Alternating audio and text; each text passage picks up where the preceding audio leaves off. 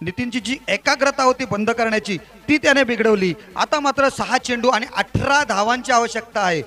ती एकाग्रता भंग केली, त्यामुळे नितीनचा जो चेंडू अचूक टप्प्यावर पडत होता तो थोडासा लोअर फुल टच पद्धतीचा झाला आणि काऊ कॉर्नर आणि लॉंग ऑन यांच्या मध्ये जो जागा होती, जो गॅप होता, त्यामध्ये बरोबर चेंडू फटकावला त्याने आणि 500 रुपये प्लस चौकार वसूल केला जो रश्मीन गुरवने लावला होता। धावसंख्या आपण बघतोय 45 धावा झालेल्या आहेत। 6 चेंडूंचा खेळ येणं बाकी आहे आणि 6 चेंडू तब्बल 18 धावांची आवश्यकता आहे। काय घडणार, काय बिघडणार बघूया। धनंजय आणि पंकज दोघांच्या नजरा स्थिर झाल्या, दोघांना सुद्धा सौजन्य दांडेकर येतोय गोलंदाजीसाठी, शेवटचं षटक नाही। सौजन्याला थोडासा दबावामध्ये तो गोलंदाजी कशी करेल याचा अंदाज आलेला नाहीये, तर कर्णधाराने गोलंदाजाला चेंज केलं, मालकाने गोलंदाजाला चेंज केलं आणि कर्णधाराच्या हातामध्ये चेंडू सोपवलेला शेवटचा।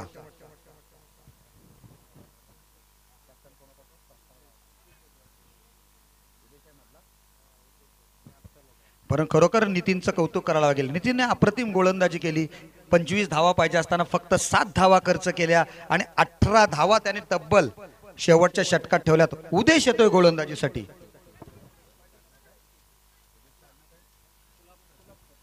उदेश कलापकर गोलंदाजीसाठी येतोय। 6 चेंडू 18 धावांची आवश्यकता आहे।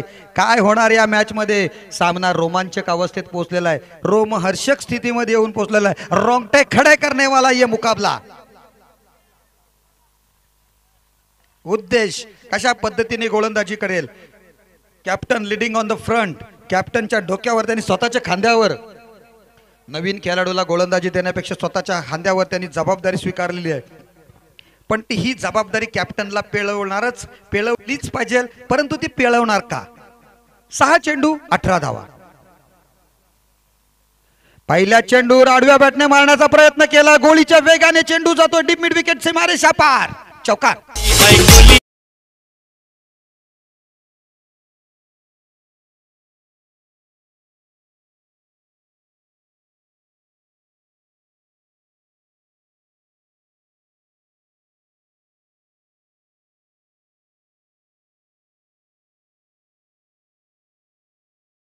₹500 आणखीन नोंद केलेली आहे। रश्मीन गुरव त्या ठिकाणी काउंट करतायत किती झालेत 500 आणि त्यांची इच्छा सुद्धा आहे सगळेच्या सगळे फटके चौकार षटकाराने जावेत आणि आमच्या संघाला विजय मिळावा। परंतु बघूया उद्देश कशा पद्धतीने खेळणार आहे तो, कारण उद्देशच्या पहिल्याच चेंडूवर चौकार आल्यानंतर त्याला थोडंसं माइंड सेटिंग चेंज करावं लागेल, क्षेत्ररक्षणाची सेटिंग सुद्धा चेंज करावी लागेल।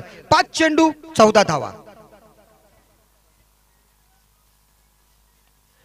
परंतु काय सेन्सिबली खेळतोय, लाजवाब फटका, चेंडू deep mid wicket deep square leg sorry deep extra cover region मध्ये येतोय, सीमारेषा पार, चौकार।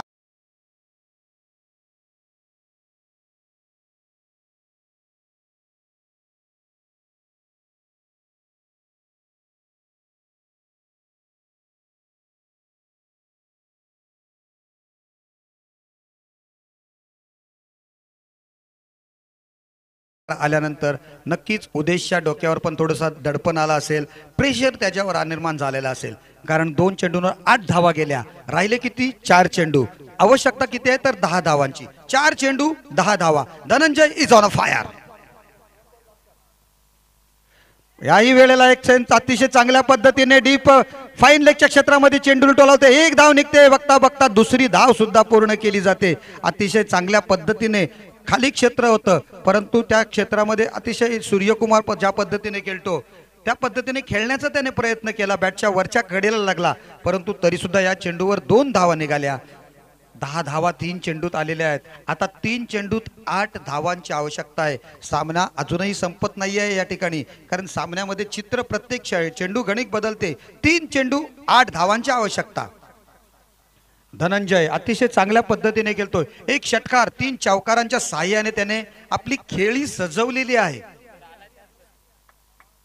26 धावांवर खेळतोय अद्यापर्यंत, बहुत बढ़िया बल्लेबाजी कर रहा है यहाँ पे धनंजय।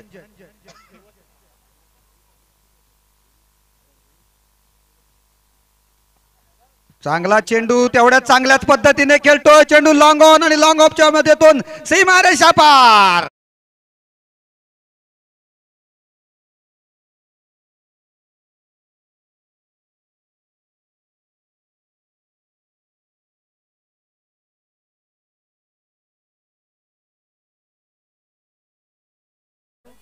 धनंजयच्या बॅटिंगला खरोखर दाद द्यावी लागेल, कारण कोणत्याही प्रकारे मोठे स्ट्रोक्स न मारता केवळ ज्या ठिकाणी गॅप आहे त्या ठिकाणी चेंडूंवर तो प्रहार करतो आणि बरोबर चौकार वसूल करतो। या षटकात तब्बल 3 चौकारांची नोंद त्याच्या खात्यामध्ये जमा झालेली आहे। 14 धावा अशा पद्धतीने काढलेल्या आहेत। तर 2 चेंडूंचा खेळ येणं बाकी आहे आणि 4 धावांची आवश्यकता आहे।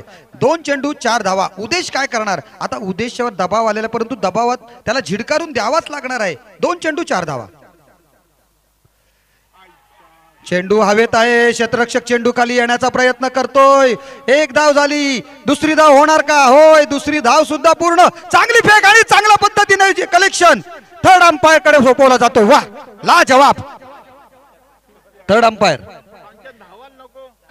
खरोखर क्या बात आहे। ज्या क्षेत्ररक्षकाचं कौतुक करायला लागेल, त्या गोळीच्या वेगाने त्याने जबरदस्त फेक केली होती। गोलंदाजाने सुद्धा तो अचूकतेने चेंडू पकडला आणि यष्ट्या सुद्धा उद्ध्वस्त केल्या, परंतु त्याच वेळेला पंकज क्रीज मध्ये पोहोचलाय का? आणि फलंदाज बाद, वाह, फलंदाज बाद।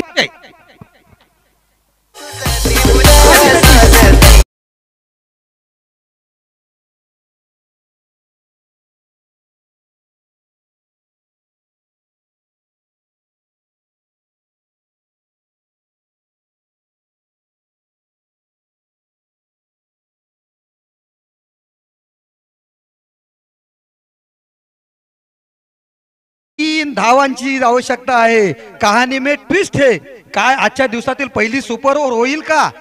2 धावा जर काढल्या तर सुपर ओव्हर होऊ शकते, हे जाणून आहेत सर्व खेळाडू। फलंदाज पंकज कुलाबकर थोडासा कमी पडला, फलंदाज धावचीत, परंतु त्या क्षेत्ररक्षकाचं कौतुक करायला लागेल। रमेश पाटीलने अतिशय चांगल्या गोळीच्या वेगाने चेंडू फेकला आणि गोलंदाजाने सुद्धा चांगल्या पद्धतीने चेंडू कलेक्ट करून स्टंपला सुद्धा वेगात लावला।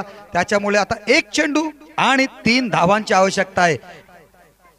चौकार बसेल की धावून 2 धावा काढतील? 2 धावा काढल्या तर सुपर ओव्हर। पब्लिक मात्र वाट बघते, super over, public super over पाहिजे का? पाहिजे। बघूया काय घडणार आहे या मैदानात।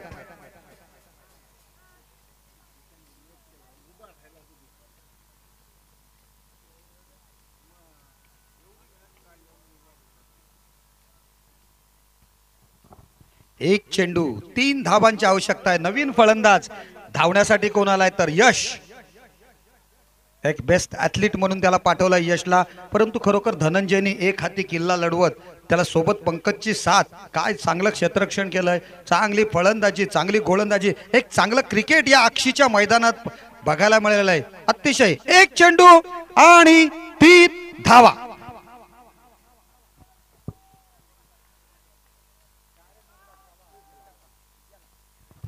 अतिशय चांगल्या पद्धतीने खेळतो चेंडू, लाजवाब strokes, it's a fantastic shot, 1 bounce, सीमारेषा पार, चौकार।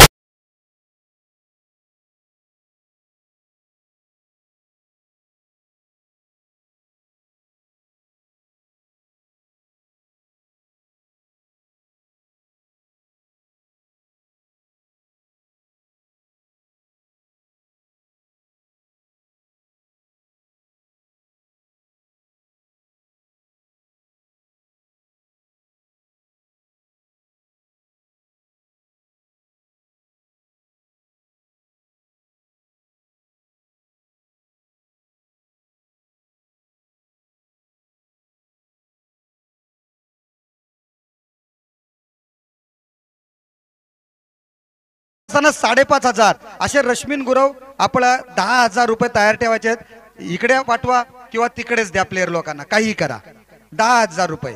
परंतु खरोखर धनंजयनी जी बॅटिंग केली ती अतिशय चांगल्या पद्धतीने केली होती। सुपर बॅटिंग, सुपर, लाजवाब। ज्या क्रिकेटला आवश्यकता असते, एक क्रिकेटिंग जे शॉट आहेत ते त्याच्याकडून बघा।